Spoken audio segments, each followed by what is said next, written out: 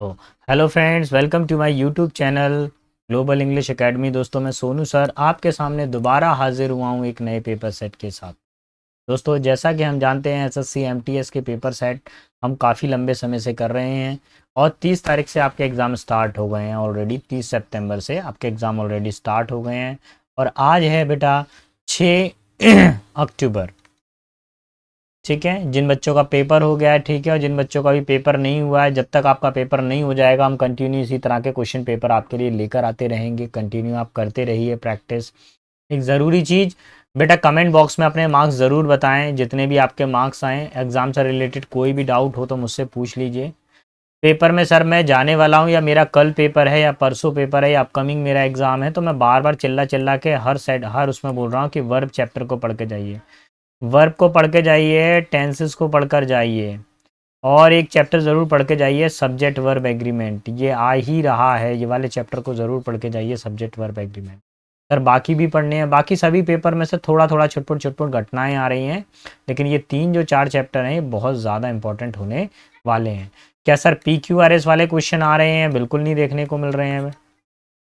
ठीक है, इस तरह का कोई नहीं आ रहा सेंटेंस। हाँ, मिस स्पेल्ड जरूर देखने को मिल रहे हैं, तो प्रीवियस ईयर वाले मिस स्पेल्ड कर लीजिए, किसी प्रकार के भ्रम में ना रहिए। सर पेपर इजी आएगा टफ आएगा? बेटा इजी टू मॉडरेट चल रहा है अभी, तो कोई ज़्यादा हाई पेपर नहीं आ रहा है आपका, और ये प्लस पॉइंट है। अगर मैथ, रीजनिंग, इंग्लिश और जीके की बात कहें तो मेरा मानना ये है कि इंग्लिश एक ऐसा सब्जेक्ट है जिसके अंदर आप स्कोर ज़्यादा कर सकते हो, जीके में तो मुश्किल ही समझिए। मैथ और रीजनिंग में केवल पास आउट है, पासिंग मार्क्स के हिसाब से कर लीजिएगा जितना आपका सेफ स्कोर हो। इतने में कोई दिक्कत भैया? मैं बढ़ूँ अब आगे की तरफ। चलिए तो शुरू करते हैं अपने वीडियो को।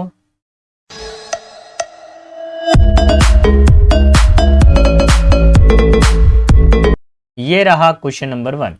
तो देखिए यहाँ पर क्या दिया हुआ हमारे पास में, select the most appropriate synonym आपको बताना है।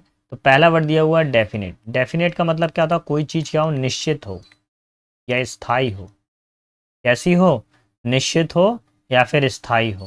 फिर वर्ड दिया हुआ है इंक्लूसिव। इंक्लूसिव का मतलब होता है किसी चीज़ के साथ में क्या था, सम्मिलित हो, यानी क्या हो, किसी चीज़ का पार्ट हो, कनेक्टेड हो, हिस्सा हो।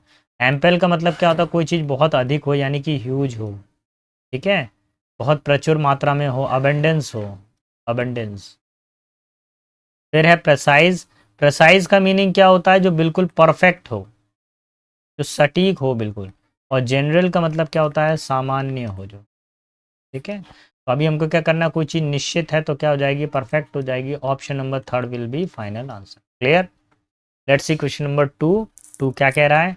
2 वाले में देखिए वर्ड आ रहा है प्रोफिशिएंट। प्रोफिशिएंट का मतलब क्या होता है? ऐसा व्यक्ति जो स्किल्ड हो किसी चीज़ में, प्रवीण हो, निपुण हो। सिनोनिम आपको बताना है। एक्म्प्लिश्ड का मतलब क्या होता है? किसी चीज़ को क्या कर देना, पूरा कर देना, किसी काम को कंप्लीट कर देना, एक्म्प्लिश। डोमिनेट का मतलब क्या होता है? कोई चीज़ क्या हो, बहुत ज़्यादा प्रमुख हो, है ना, इम्पॉर्टेंट हो कोई चीज़, है ना, या आप ऐसे कह सकते हैं बहुत ज़्यादा मेन हो कोई चीज़, फाउंडेशन हो किसी चीज़ का। प्रिडिक्टेबल का मतलब क्या होता है? किसी चीज़ की उम्मीद लगाना, यानी फॉरकास्ट करना, यानी भविष्यवाणी करना, फॉरटेल करना। मॉडेस्ट का मतलब क्या होता है? ऐसा व्यक्ति जो विनम्र हो, पोलाइट हो। ठीक है, मामूली व्यक्ति भी बोल सकते हैं। अभी क्या चाहिए? प्रोफिशिएंट का हमको चाहिए सिनोनिम। तो प्रोफिशिएंट का जो सिनोनिम बन जाएगा बेटा, ऑप्शन नंबर बन जाएगा, एक मिनट एक मिनट एक मिनट एक मिनट। जो व्यक्ति स्किल्ड है वो व्यक्ति कैसा है? फॉरकास्ट तो गया इसमें से, विनम्र भी गया। इसके अंदर जो सही आंसर होगा ना बेटा वो एकम्प्लिश्ड हो जाएगा, ऑप्शन नंबर 1, है ना। एक बार आप लोग भी चेक करके मुझको बताएंगे, मैं आप लोगों के साथ में ही सॉल्व कर रहा हूँ। मेरा आंसर तो ऑप्शन नंबर 1 है। एक बार अगर आप कोई डाउट हो तो कमेंट बॉक्स में एक बार मेरे को ज़रूर बताइएगा। Final answer is A for America. Let's see question number 3। Third क्या बोल रहा है?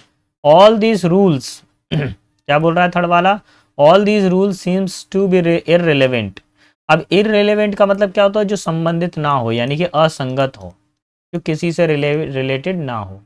मीनिंगफुल का मतलब क्या होता है? जिसका कोई सही मीनिंग हो, है ना, जिसका कोई अर्थ निकलता हो, अर्थपूर्ण कह सकते हैं। रिलेक्टेंट का मतलब क्या होता है? ऐसा व्यक्ति जो अनिच्छुक हो, यानी अनविलिंग, अनविलिंग। ठीक है, अनविलिंग कर दूं मैं इसको। मीगर का मतलब क्या होता है, किसी चीज की कमी हो यानी लैक, कमी। इंसिडेंटल का मतलब क्या होता है, कोई घटना क्या हो जाए, आकस्मिक हो जाए, इंसिडेंट हो जाए यानी संयोग हो जाए या आकस्मिक हो जाए, आकस्मिक। साफ साफ लिख दें इसको जरा, कोई घटना क्या हो जाए, आकस्मिक हो जाए, आकस्मिक। अभी क्या करना है आपको, रिलेवेंट का मतलब असंगत है, तो अब आपका आंसर क्या हो जाएगा, यानी कि आंसर ए फॉर अमेरिका, अर्थपूर्ण यानी meaningful, answer A for America.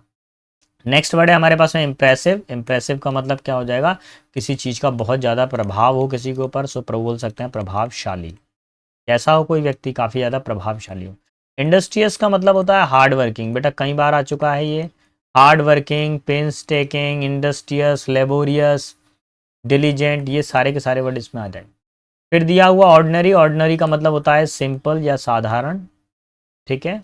Significant का मतलब होता है कोई चीज़ बहुत ज़्यादा इंपॉर्टेंट हो, महत्वपूर्ण हो।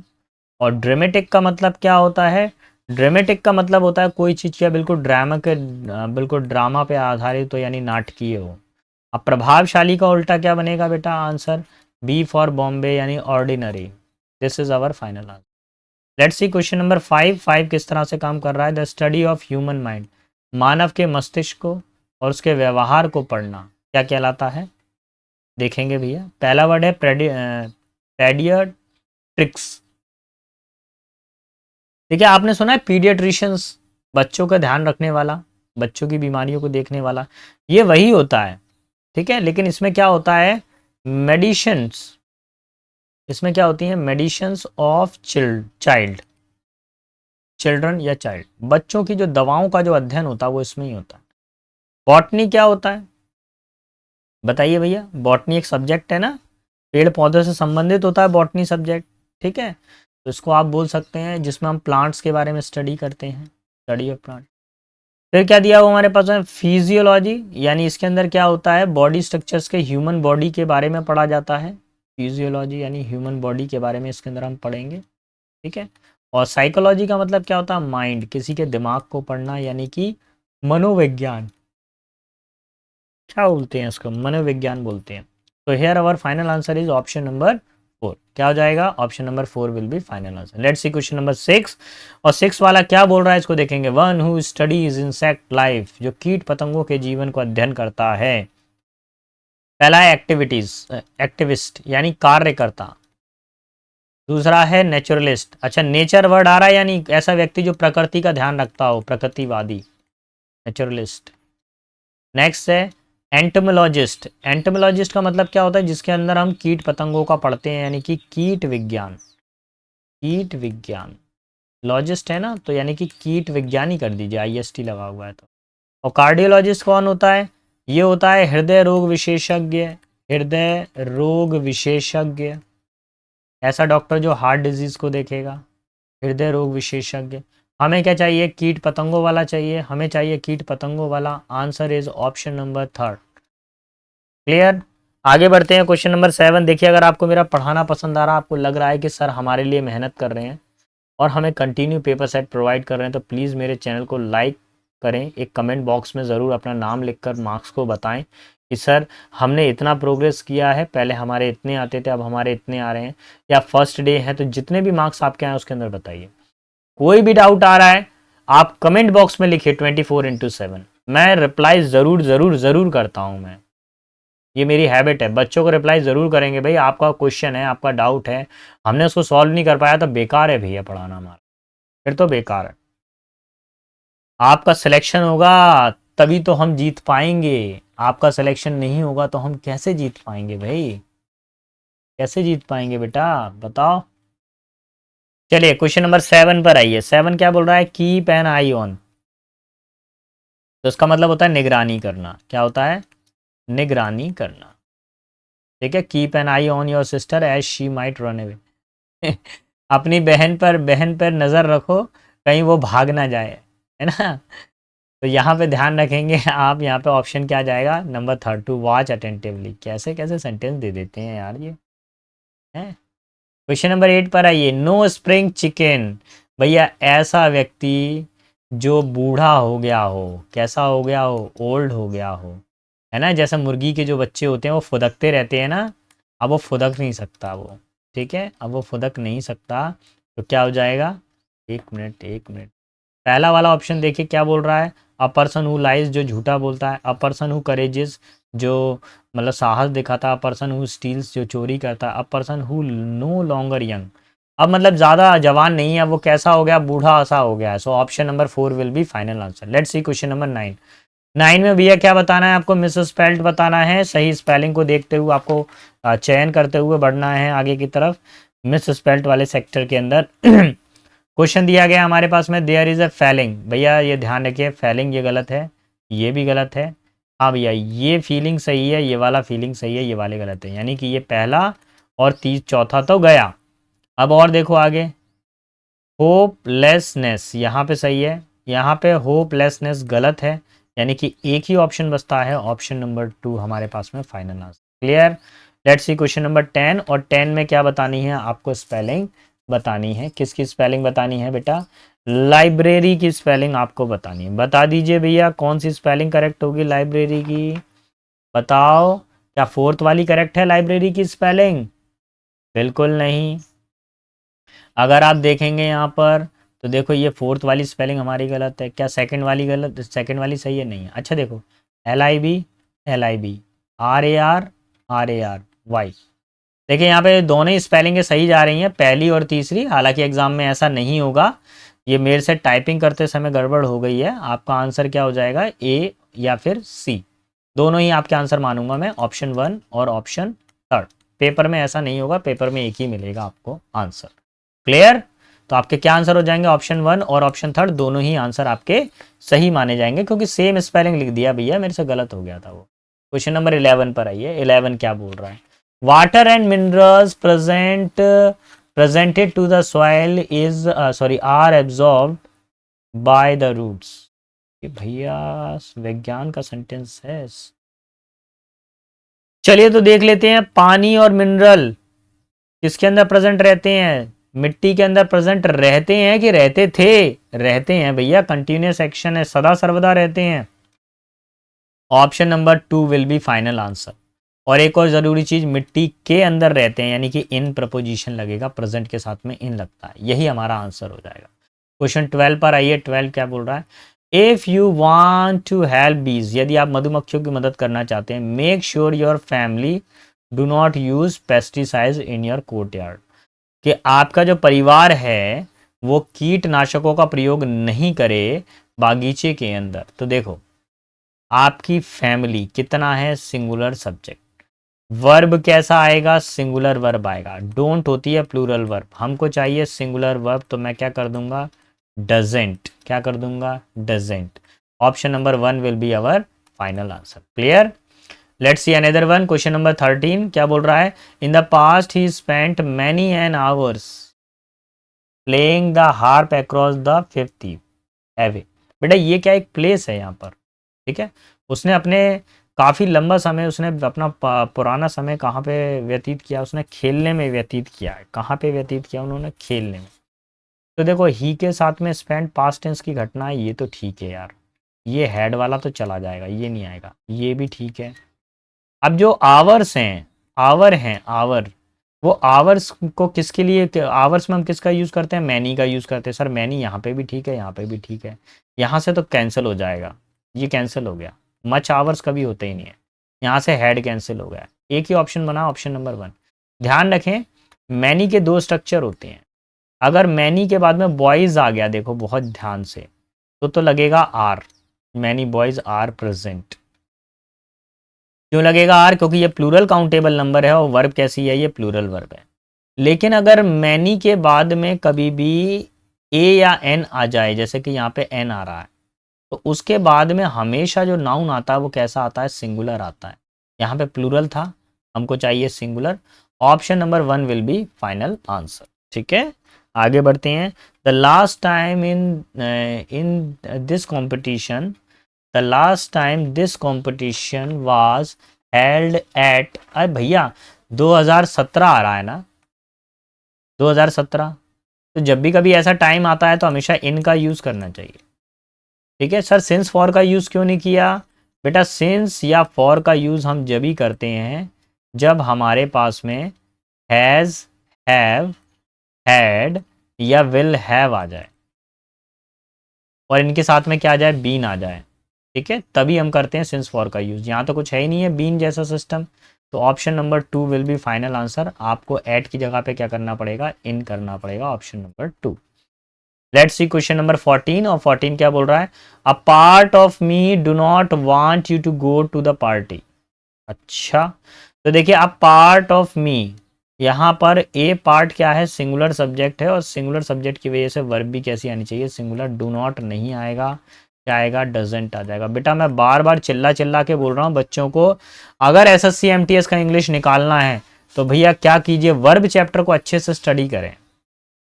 सर वर्ब में कौन सा, सब्जेक्ट वर्ब एग्रीमेंट। सर कौन सी वर्ब, टेंसेस वाली वर्ब।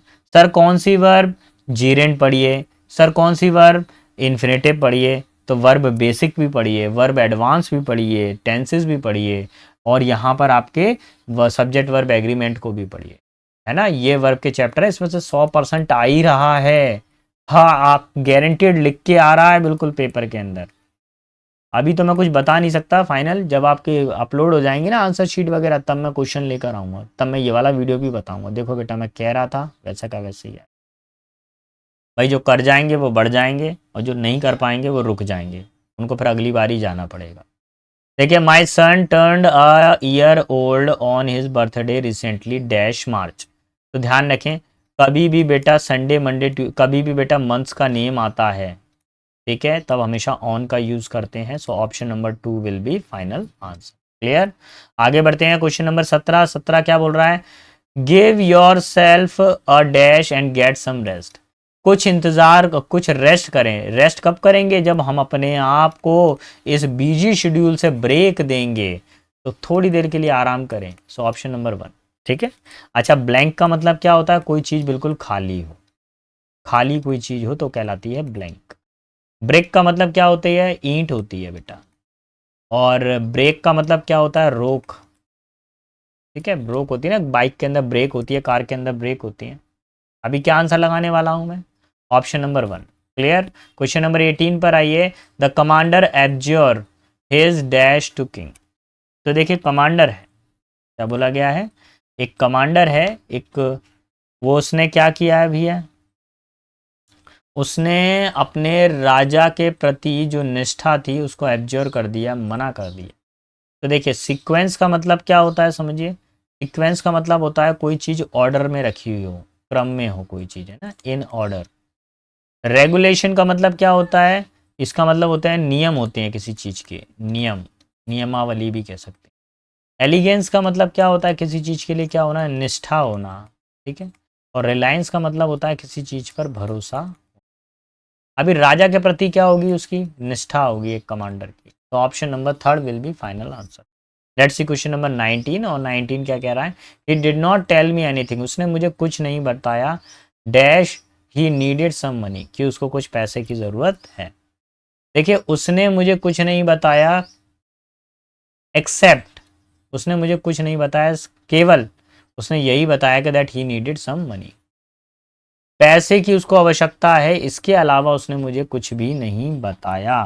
तो option number 2 will be final. Clear. Number 20 पर आइए और 20 किस तरह के कंटेंट को बता रहा है देख लेते हैं एक बार। Mister Pearson interrupted their harmless dash and reminded them to the seriousness of the situation.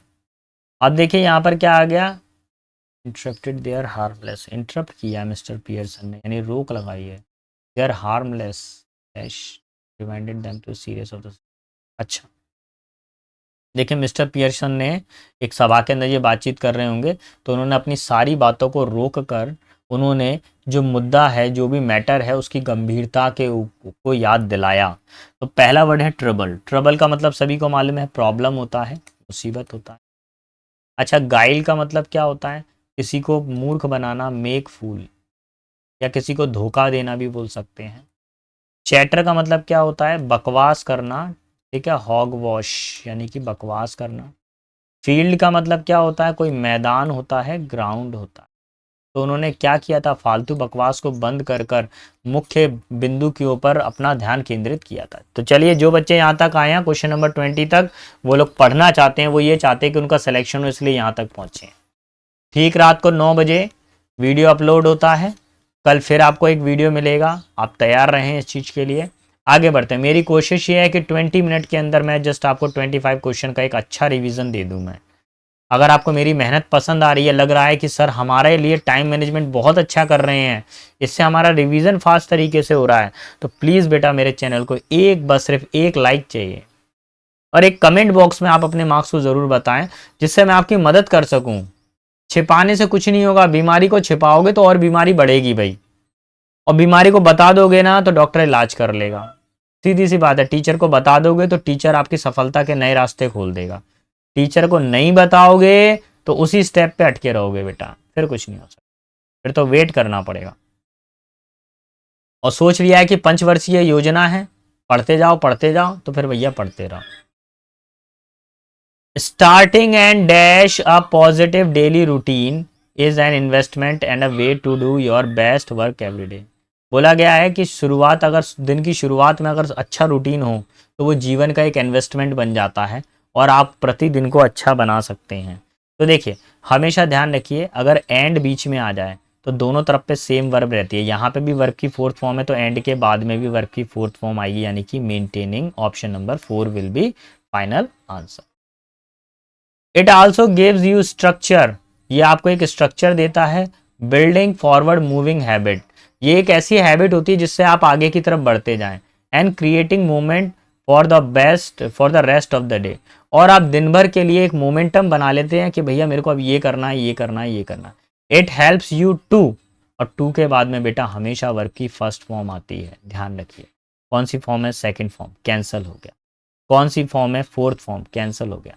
MENT आ रहा है, नाउन फॉर्म आ रहा है, नहीं, हमको चाहिए केवल वर्ब की form. So option number 2 will be final answer. क्या हो जाएगा? ऑप्शन नंबर 2 लगाइए बेटा, एस्टैब्लिश। आगे बोल रहा है प्रायोरिटीज लिमिट प्रोक्रेस्टिनेशन, और ये क्या करता है कि ये हमारे एक एस्टैब्लिश, यानी कि एस्टैब्लिश यहाँ पे बताया था मैंने वर्ड। अब इसका मतलब क्या था कि वो प्राथमिकताओं को बनाता है कि कौन सा काम पहले करना है। लिमिट प्रोक्रेस्टिनेशन, प्रोक्रेस्टिनेशन का मतलब क्या था? किसी काम को टालने की आदत। कल देख लूंगा मैं, सर के वीडियो पे कल कमेंट कर दूंगा मैं, कल अपने मार्क्स बता दूंगा, कल से पढ़ाई कर लूंगा मैं। अब कई लोगों के बिल्कुल सिर पे एग्जाम आ गए, अब मेरे 50-60-70 वीडियो को देख रहे हैं। अब भैया रोजाना पहले 3-3 वीडियो देखते रहते 20-20 मिनट के, तो भी पार निकल जाते। अब देख रहे हैं, अब सुबह से शाम तक लगे हुए हैं वीडियो देखने में। क्या एक दिन जिम जाने से हेल्थ बन जाएगी क्या? बताओ जरा। एक दिन जिम में गए और 80 किलो वेट उठा लोगे, ऐसा हो जाएगा? एक बंदा जो 3-4 साल से 80 किलो वेट उठा रहा है, और फिर आप अचानक से जाके 80 किलो वेट उठाओगे, तो मुझे नहीं लगता कि ये पॉसिबिलिटी है। हाँ, ये आप सिर्फ प्रयास कर सकते हो, इसको एक प्रयास बोलते हैं। कीप ट्रैक योर गोल, अपने गोल्स को ट्रैक करिए। Your brain is at its, हमारा दिमाग क्या होता है? बिल्कुल अपनी पीक पर होता है, यानी कि अपनी ऊंचाइयों पर होता है। तो option number 3 will be in the morning. हमारा जो ब्रेन की कैपेसिटी है सुबह बिल्कुल ऐसी होती है, बिल्कुल ऊंचाई पे होती है। दोपहर होते होते ऐसा हो जाता है ब्रेन। सुबह हमारा ब्रेन कैसा होता है? ऐसा एकत्रित एक जगह पर। दोपहर होते होते ऐसा हो जाता है, फैल जाता है चारों तरफ, फिर तो बस उड़ता फिरूं मस्त गगन में, ऐसा हो जाता है। ठीक है, आगे देखिए क्या बोल रहा है। And you can get your best work and task done without struggle, और जब आपका रूटीन बन जाता है तो आप अपने महत्वपूर्ण कार्य को बिना किसी स्ट्रगल के पूरा करते हैं। But distraction can get the best of us, can get the best of us क्या बोला गया? अच्छा, यू गेट डिस्ट्रक्टेड एंड प्रोक्रेस्टिनेटेड। लेकिन जल्दी जल्दी क्या, कभी कभी क्या होता है कि हम अपने लक्ष्यों से भटक जाते हैं। कुछ समय तक पढ़ते हैं, पढ़ने में मन लगता है। मैं भी बेटा बैठकर लाइब्रेरी में कंटिन्यू 8 घंटे स्टडी करता हूँ। अब एकदम से तो नहीं बैठ सकता मैं, बैचेस भी लेने होते हैं मेरे को, तो वहाँ मैं अपने करीब 4 घंटे अपने बैचेस पढ़ा देता हूँ, 8 घंटे अपना स्टडी कर लेता हूँ। मॉर्निंग में 4 घंटे चले गए, फिर बैचेस पढ़ा लिए 4 घंटे, फिर 4 घंटे फिर मैं अपना जो है नाइट शेड्यूल में चला जाता हूँ मैं। तो अपने टाइम को बिल्कुल ऐसा मैंने कर रखा है। तो पहले दिन मुझे बड़ी दिक्कत होती थी, लेकिन अब फील ही नहीं होता। अब लगता ही नहीं है कि ये बहुत वजनदार काम है। अब तो मज़ा आने लगा है भाई, उस काम को मैं रेगुलर कर रहा हूँ मैं, और कंटिन्यू प्रोसेस है मेरा 2 साल से मैं इसी चीज़ को फॉलो कर रहा हूँ। You make plans for the previous day, आपको बीते हुए दिन के प्लान बनाने चाहिए। And get your most, most के साथ में बेटा कौन सी डिग्री आएगी, सुपरलेटिव डिग्री है तो most important task done first thing in the morning, सबसे पहले महत्वपूर्ण कार्य को निपटाइए। जैसा पेपर है, अब कई लोग सोच रहे हैं कि सर अब क्या हम पिछला रिवीजन करें कि हम पेपर सेट लगाएं, तो मैं आपको एक ही सलाह दूंगा, प्लीज़ बेटा आप पेपर सेट लगाइए। किसी भी जगह से आप जो है टेस्ट किसी भी पास को खरीद लीजिए, आप कहीं पर भी जाकर कहीं से भी कोई ऑनलाइन पे जाकर पास खरीद लीजिए जिसके अंदर पेपर सेट के पूरे शेड्यूल हों, पूरे के पूरे प्रीवियस ईयर पेपर हों, उनको कर लीजिए solve. But you do not follow through on them. लेकिन एक दो दिन पेपर सेट लगा पाते हैं, फिर सर मन नहीं करता। You are able to get things, you are able to get things, get अगर आए एबल टू गेट थिंग्स, हमेशा थर्ड फॉर्म आएगी। गेट के बाद में अगर आप किसी फॉर्म का यूज़ कर सकते हैं तो किसका यूज़ कर सकते हैं, थर्ड फॉर्म का यूज़ कर सकते हैं, get done but not the right thing. ठीक है, तो बेटा आज के सेशन में इतना ही था। अगर आपको मेरा पढ़ाना पसंद आया हो तो प्लीज़ मेरे चैनल को लाइक शेयर सब्सक्राइब करना ना भूलिएगा। और अगर आपको किसी भी वोकेबलरी रिलेटेड अगर आपको पीडीएफ चाहिए तो डिस्क्रिप्शन बॉक्स के अंदर मेरा पीडीएफ लगा हुआ है, आप टेलीग्राम चैनल पर जाइए, क्लिक करिए, सीधा पीडीएफ मिल जाएगी। फिर भी अगर कोई डाउट आता है तो बेटा ये मेरा व्हाट्सएप नंबर है, आप व्हाट्सएप नंबर पर मेरे को मैसेज करिए, मैं आपको रिलेटेड कोई भी डेटा आपको चाहिए वो मैं आपको शेयर कर दूंगा। ठीक है बेटा, बेस्ट ऑफ लक, अच्छे से तैयारी करें, अपना और अपने माता पिता के नाम को रोशन करें।